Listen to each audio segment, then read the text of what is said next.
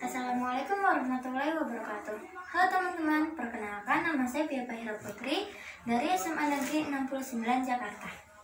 Di sini saya akan menceritakan sebuah cerpen yang berjudul Perjuangan Guru Membuat Muridnya Sukses.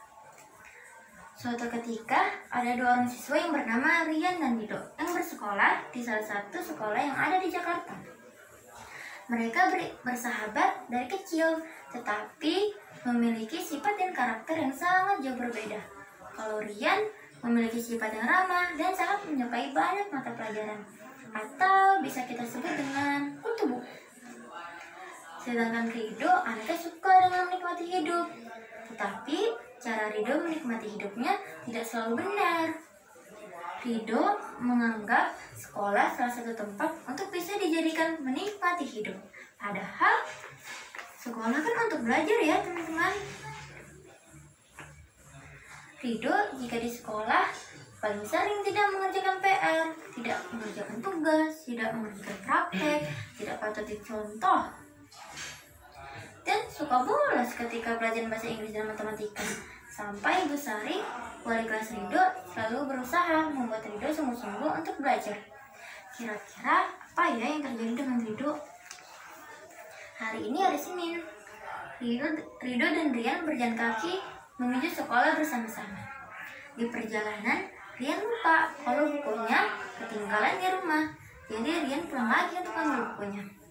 Tapi Rido lanjutin ke sekolah. Padahal tugasnya saja belum dikerjain. Dan hari ini harus dikumpulin. Sampai di sekolah, Rido malah pergi ke kantin. Karena dia lapar dan harus sarapan sebelum belajar.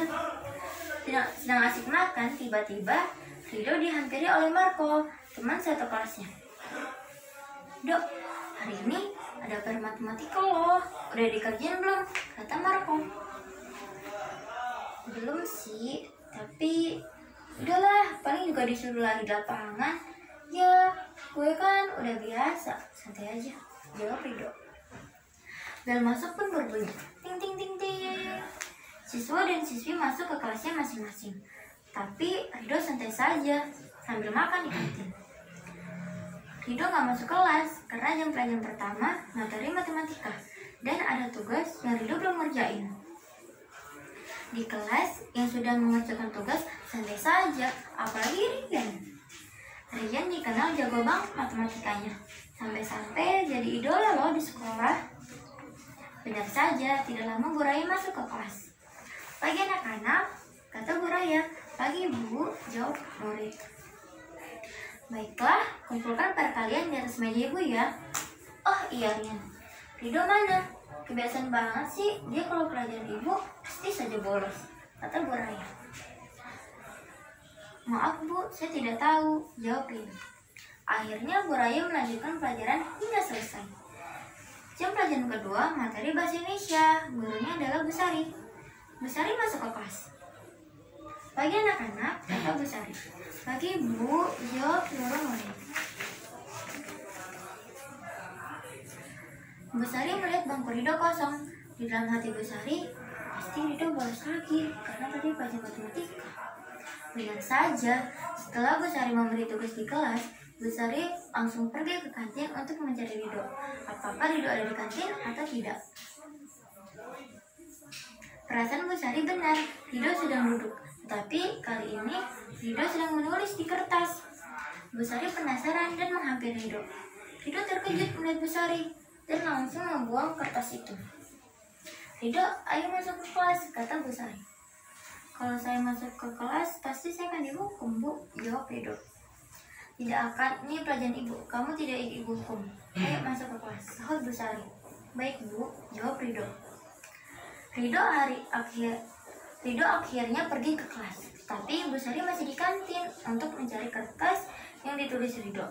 Ternyata Rido melempar kertasnya di dekat tanaman. Bu Sari menemukan kertas itu. Ternyata isinya sebuah puisi. Bu Sari kaget karena tidak menyangka kalau sebenarnya Rido mempunyai kemampuan membuat puisi. Dari sanalah Bu Sari mencoba akan membantu Rido mengeluarkan kemampuannya secara diam-diam. Karena Bu Sari berpikir kalau secara langsung Rido akan menghindar. Tidak lama Bu Sari masuk ke kelas dan meminta agar siswa dan siswi membuat sebuah puisi, bertemakan apa saja sesuai kemampuan. Bu Sari meminta agar puisi yang dibuat sesuai dengan perasaan yang jujur dan harus dikumpulkan sampai jam pelajaran terakhir. Walaupun hanya satu paragraf, Bu Sari akan tetap menerimanya. Mendengar tugas dari Bu Sari, Rian sempat bingung akan menulis apa ya, karena jujur saja Rian tidak terlalu bisa jika harus membuat puisi. Di sisi lain, untuk pertama kalinya, Rido semangat untuk belajar. Rido menulis puisi dengan ketekunan, dan tidak terasa puisi yang dibuat oleh Rido sudah hampir selesai. Ting ting ting ting, suara bel istirahat berbunyi. Bu Sari meminta agar siswa dan siswi mengumpulkan tugas puisinya. Dan benar saja, kali ini Rido mengumpulkan tugas. Setelah semua tugas terkumpul, Bu Sari pergi ke ruang guru dan memeriksa setiap puisi tadi. Bu Sari sengaja puisi pertama melihat puisi buatan Rido. Setelah ketemu, Bu Sari langsung membacanya.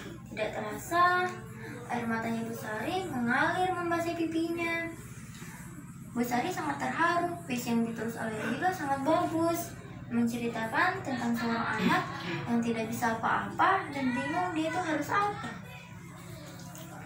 Rian menemui Rido di kantin untuk mengajak Rido setelah pulang sekolah pergi ke toko buku. Tetapi Rian tidak menemui Rido. Dan Rian terus mencari Rido, tetapi tetap saja tidak ketemu dengan Rido. Tidak lama, bel masuk berbunyi. Rian memutuskan pergi ke kelas. Ternyata Rido malah ada di kelas, sedang duduk sambil mencatat di bukunya. Rian bingung apa yang sedang Rido kerjakan dan kenapa Rido tidak pergi ke kantin. Rido lagi ngapain sih? Tumben gak ke kantin, kata Rian. Rian, enggak kok, gak apa-apa, gak lagi ngapa-ngapain, jawab Rido sambil menutup bukunya. Rido, nanti mau nggak ikut ke toko buku? Soalnya ada yang mau aku beli nih. Oke, jawab Rido. Akhirnya jam pulang sekolah tiba. Rido dan Rian pergi ke toko buku menaiki angkot. Setelah sampai di toko buku, Rian membeli buku paket matematika dan buku kumpulan puisi. Karena Rian ingin belajar membuat puisi yang bagus. Tetapi Rido menunggu di luar toko. Setelah selesai membeli buku, Rido meminta Rian agar pulang duluan karena Rido ingin pergi ke suatu tempat. Akhirnya Rian pulang menggunakan angkot, sedangkan Rido malah masuk ke dalam toko buku. Rido mencari buku kumpulan puisi, ternyata tidak ada. Buku terakhir sudah dibeli tadi sama Rian, jadi Rido memutuskan untuk pulang ke rumah. Pagi ini Rido tidak berangkat bersama Rian karena Rian sudah berangkat sejak tadi pagi. Jadinya Rido berangkat ke sekolah sendiri. Sampai di pintu gerbang, Rido dipanggil oleh Bu Sari. Rido, kesini sebentar nak, kata Bu Sari. Iya Bu, ada apa? Tanya Rido.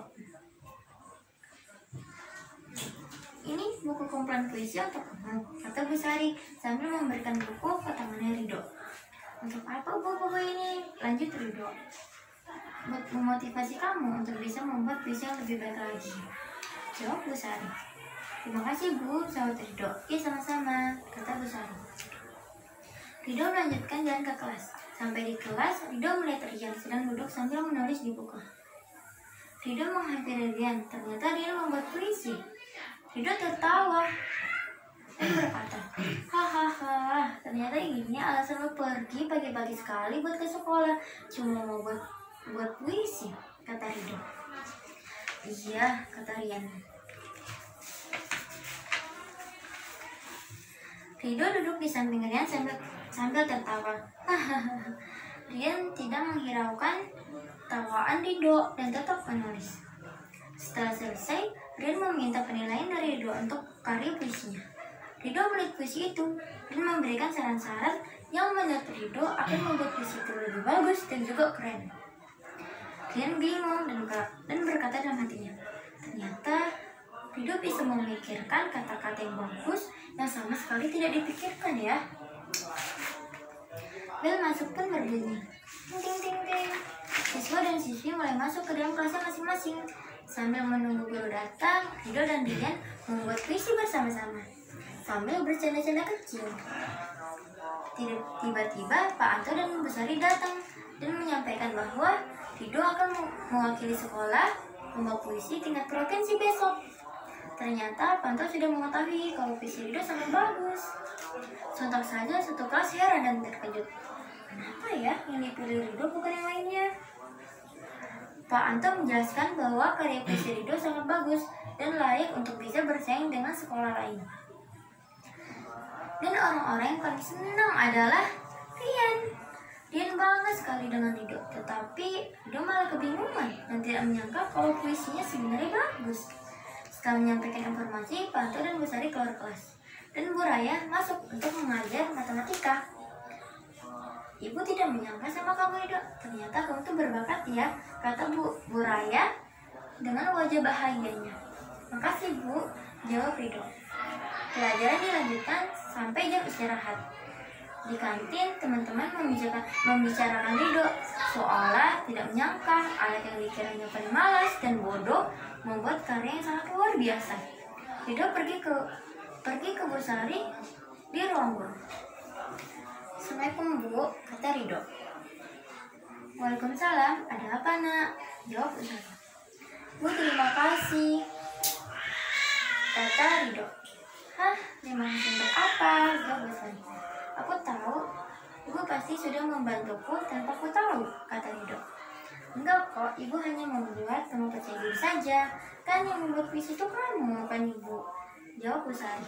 Dan Rido harus bersiap-siap besok akan lomba di sekolah lain dan harus tetap percaya diri dengan muka sumringahnya Bu Sari.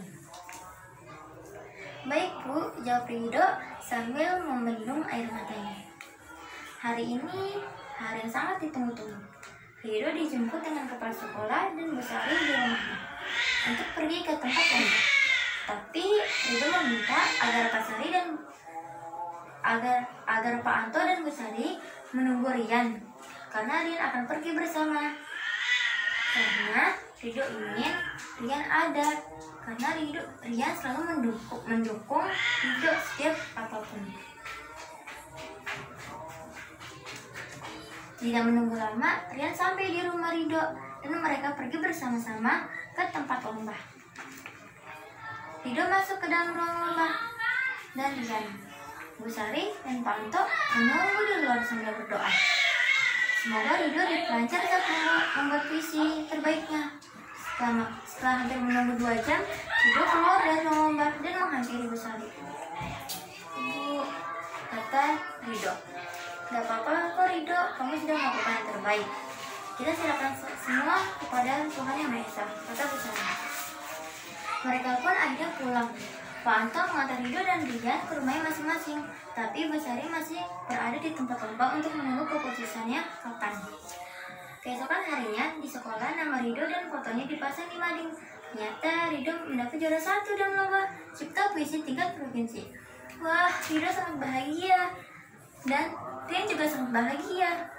Dan Rido berjanji pada dirinya sendiri akan belajar semua mata pelajaran dengan sungguh-sungguh dan tetap mengembangkan kemampuannya agar lebih baik lagi.